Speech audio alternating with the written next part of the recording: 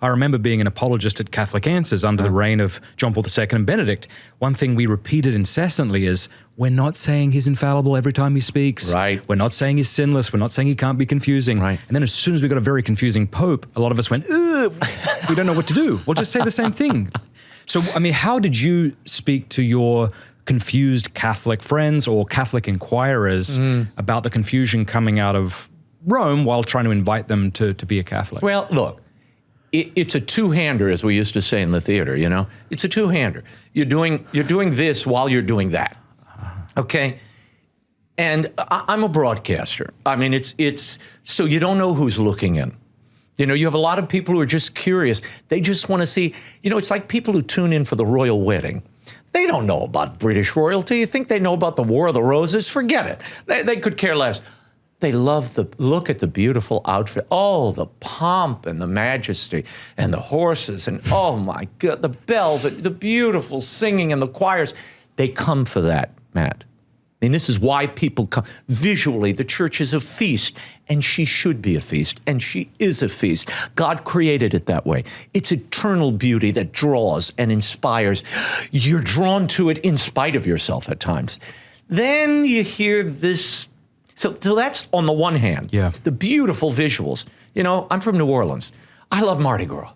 My favorite time of year. Yeah.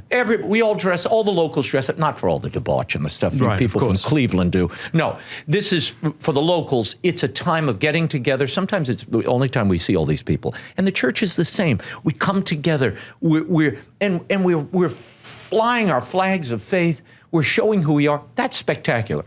Then the Pope says something, the last Pope, Pope Francis, would say something jarring, disorienting. Why are these women having babies like rabbits, for instance, on a plane ride? Well, oh my God, pro-life families go crazy. You've got some poor woman, still nursing the wounds, that she endured, having her 8th child, and now the Pope is calling her a rabbit. That makes people go crazy because it sounds like you shouldn't have too many kids, right? It certainly sounds that So way. how do you maneuver that? My job is to show it all. I made a decision. I'm not going to try to trade one for another. I'm going to show it all to you and say, here's the beauty. Here's what the church has always taught. Here's what we're hearing today. Why is there a problem with this? And how do we reason and find our way through this? Is there something in history that might cure this? Clear it up. Bring some clarity. History helps. Peter wasn't perfect. Peter denied our Lord many times. Peter stumbled. Peter was impulsive. And there was that impulsivity on Pope Francis's part. It was part of his character. He was kind of an impulsive character, which on the one hand was refreshing, because usually the Pope came out and, we are now going to, only in Italian. They'd read the letter and then they'd go away. Wouldn't say anything else. Pope Francis was a gunslinger. I mean, that part of him was refreshing. Just as a broadcaster, as a guy in TV, it was fun to watch. But at times, the unregulated speech led to ruinous ends that we are still living with today. Quotes that are still being repeated today out of context, used to fight Catholic doctrine. That's not a good thing. You don't have to talk about this if you don't want to, but you did allude to the fact that someone tried to get you fired because of your commentary on the Vatican and the Pope? There is a book published. I think it's Christopher Lamb's book. I can't remember. I think it's Christopher Lamb's book. I may be confusing it. But someone said, I didn't read it. They sent me the pages, copied, snapshot, where the nuncio, the papal nuncio, reported in this book. I've had it confirmed since then. They put some pressure on my bosses to fire me. They wanted me fired, neutralized. And that came from the Pope Francis. Okay. Was there any specific reasons given other than that you may have been critical? You see, here's the problem, Matt. There are people who are critical of the Pope, who go out and say, he's wrong here, and this is what we believe now, and you have to reject him. I didn't do that. I'm reporting and asking questions. I don't usually give my own opinion of these deep theological matters. That's not my purview. My job is to set up the question and make it understandable to an audience. That was my job. You can't kill people who ask questions. It's a really bad trait, particularly in a church, with somebody who's been faithful. You know, if I were undermining the church or spewing, heresy, I'd be all over it. I'd say, look, you deserved it.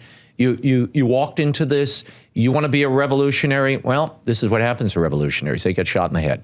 But when you're asking basic questions and actually trying to add to that, you're asking questions hopefully with goodwill, because I presume you can ask questions for the sake of dividing. Yes. You could ask questions but not be willing to hear the Yes. answer, and then to praise it when the answer coheres with reality.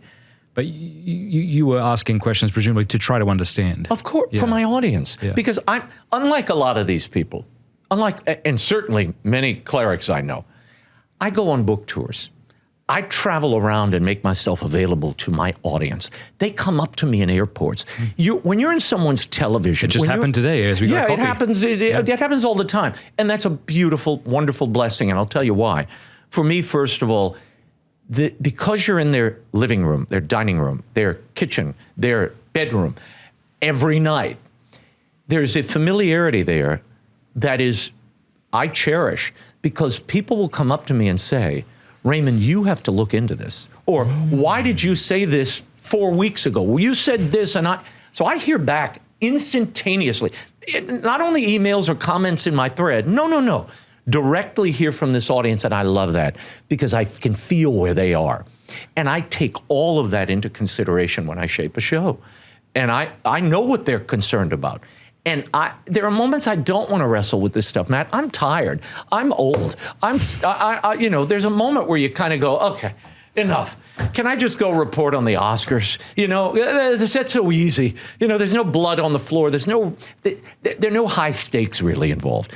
This is high stakes stuff. This is salvation. This is redemption. This is the future of humanity on the line.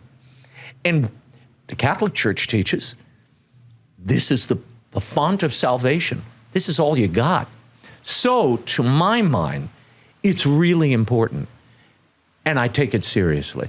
But asking questions is not a sin.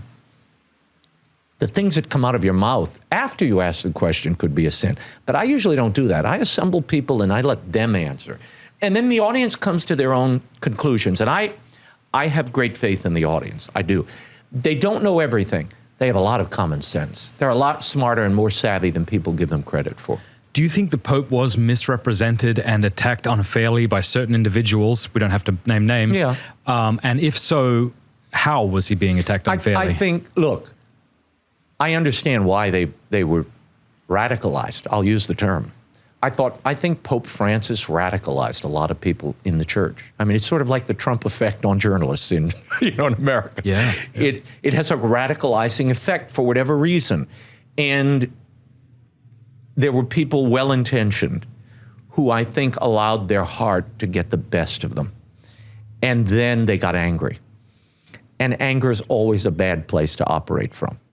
Thank you very much for watching that Pints with Aquinas clip. If you like it, do me a favor, click like and subscribe, and please offer a Hail Mary for the work of Pints with Aquinas and all the people we're trying to reach. God bless you.